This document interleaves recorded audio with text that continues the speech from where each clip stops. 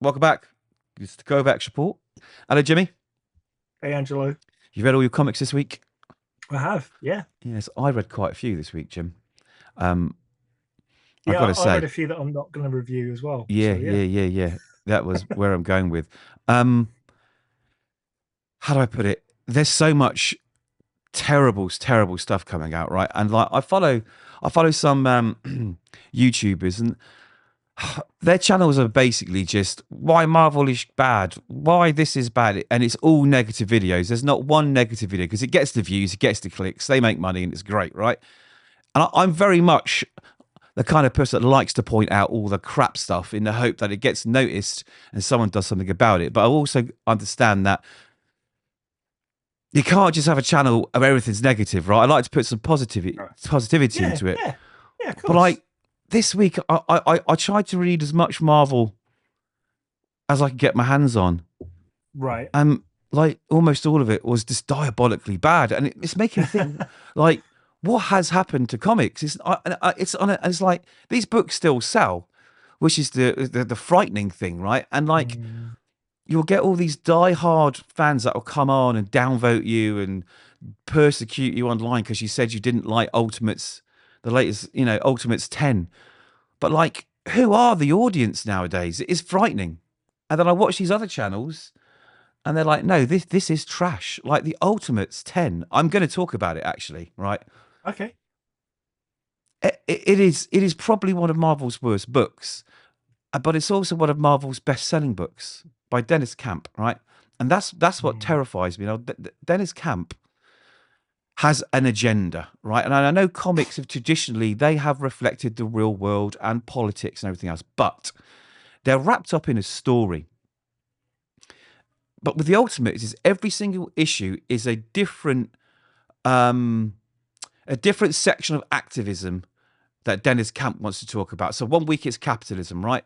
The next month it's LGBTQ. The next week it's trans. The next week it's um, Black America. The next week it's whites. Every single issue is a message, right? So if you picked up the top 10 issues in the world right now that, you know, dare I say it, are discussed and a lot on the internet and news and everything, right? Each of these issues is essentially his personal view and ideology on that thing, devoid of the story. Now, I'm okay for a writer to put in their views into a comic book, right? And try and get a message across which is maybe not being heard or something that he's passionate about. If there's a story and there just isn't, right? So the Ultimates 10, so do you know what? This is going to be a bonus review here. The Ultimates 10 starts off with Hitler being incinerated by the original torch, right? And like, they're all like really happy about this, obviously, because Nazis are bad, right? And there's this thing in the world about Nazis die, Nazis die. And yes, all right, I get it, I understand, right? I'm not supporting Nazis, right? Of course I'm not. But this is a superhero book, right? And there has to be a story. And the superheroes should normally, especially Marvel superheroes, they act a certain way, right?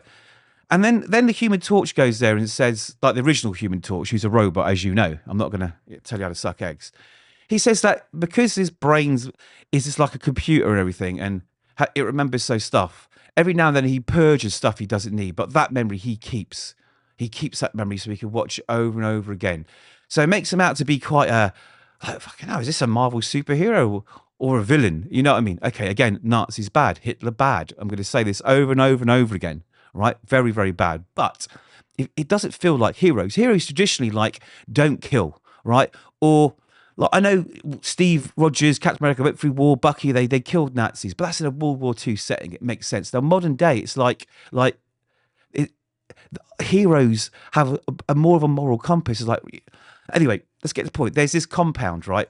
There's this red. They're called either skulls. I don't know. It's like a red skull shoot off, and they're essentially what's premise of Nazis. Bad, very very bad. Going to say it over and over again. Bad, bad, bad. I'm not supporting these people, and they it doesn't explain why they're bad. Doesn't explain why the Ultimates are there. They're not. Doesn't say we're here to stop this bomb that they've got and they're going to blow up some schools, right? They're just, yeah, we've heard there's some baddies there and we're going to go in. And they apparently, like, something to do with Namor being there, right? Namor being there, Namor.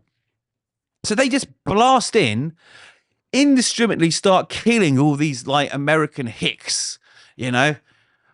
Not sort of thinking, well, we're heroes. Maybe we need to sort of capture them and re-educate them and try and, you know, get that indoctrination out of their brains and give them the chance at a real life instead of following these ridiculous Nazi fucking, I don't know, ideology, right? They just go in and in the most brutal way slaughter the entire camp, right? And then they find this wall. And it's a bit like Kraven the Hunter's wall of trophies, right? And there is a perfectly stuffed, standing upright Namor the Submariner. Clearly he's dead, right? And then they explain that in Atlantis, he was overthrown and he was killed. And they put the body out on this ceremonial place in the sea. And it was visited by, you know, all the Atlanteans that loved him and missed him. And the sea itself didn't destroy the body. The body was perfectly preserved, right? And 70 odd years have passed. 70 odd years have passed. And this was big news, right? Big news across the globe, right? So they've gone in there to get Namor, who I hope I'm reading this right, who they know is already dead. Yeah. So to me, they're not going there to like stop these bad guys from doing something bad. It's a death squad. They've gone in there to absolutely kill everyone they see and take this dead body back. Anyway, they get to the leader of this sort of Red Skull offshoot. They've adopted the morals of the Punisher and everything else. And guess who it is when they reveal who it is? Oh, guess who would be the worst person that Steve could possibly imagine that this person could be, this Red Skull? Bucky Barnes. It's like, oh, it's this universe's Bucky Barnes. And everyone that I've read all these reviews, they're like, oh my God, we didn't see that coming. We didn't, because it's never been done before, Brubaker, right? But Brubaker did it right. When you got it, it was like, wow, I didn't expect, yeah, we go. Yeah, I've got them as well.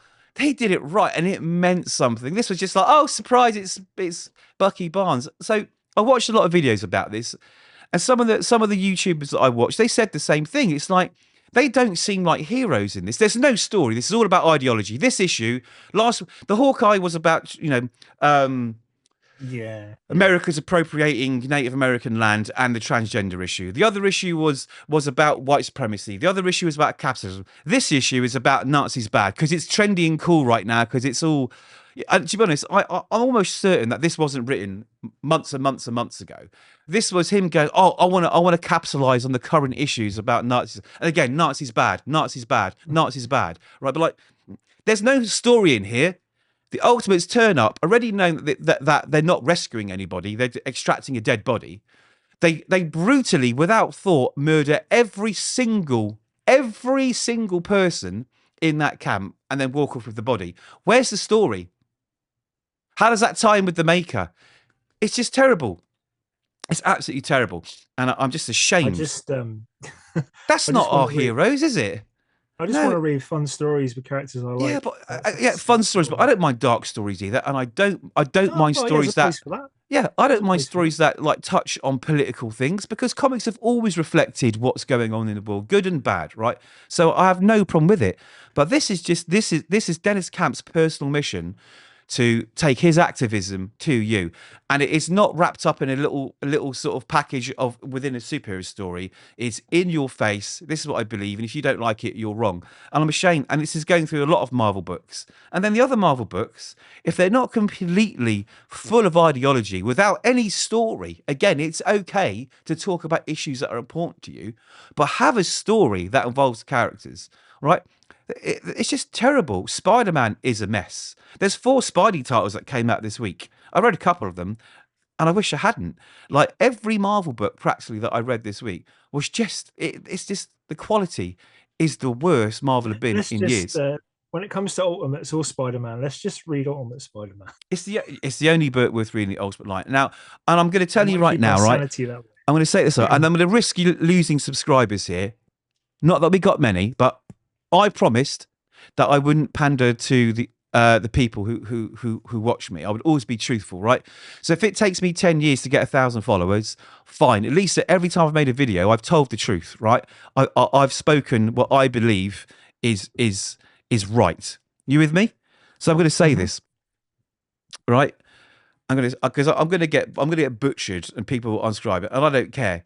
Is that comics are not comics anymore? They are vehicles for activism, to be pushed into a younger generation's brain. And comics are ruined right now. They're absolutely terrible state, which is why you've got 72 variant covers per book just to make up the numbers on the books. And I think if these publishers and these editors don't wise up soon, right, you're gonna see the end of a lot of comic book publishers, because it's not about the story anymore. It's about ideology. And this has happened in Disney movies. It's happened in the whole Marvel U. We could talk about all the franchises that have been destroyed, Kathleen Kennedy, Star Wars, and all this kind of stuff. And that's what's happening in comics, right? And it's upsetting me because I look forward to these books every week, right? And comics aren't expensive. Sorry, I take that back. Comics used to be inexpensive. They're not now. Like an average book is what in America, what, $5, I guess? $5.99. And $5 to have someone put all their bullshit ideology into my head without a story. I'm paying for a story, not your ideology.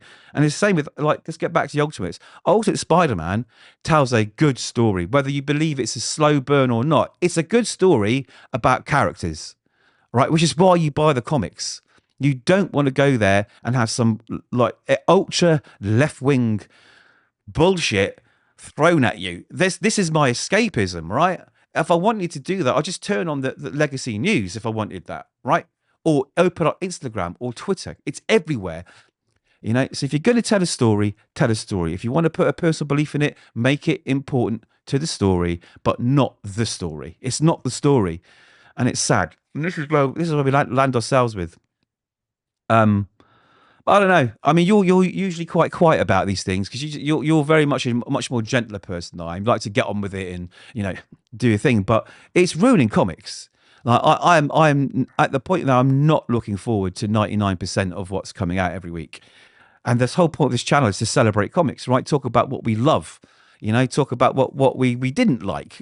But I don't know. It's going down the tubes, my friend. So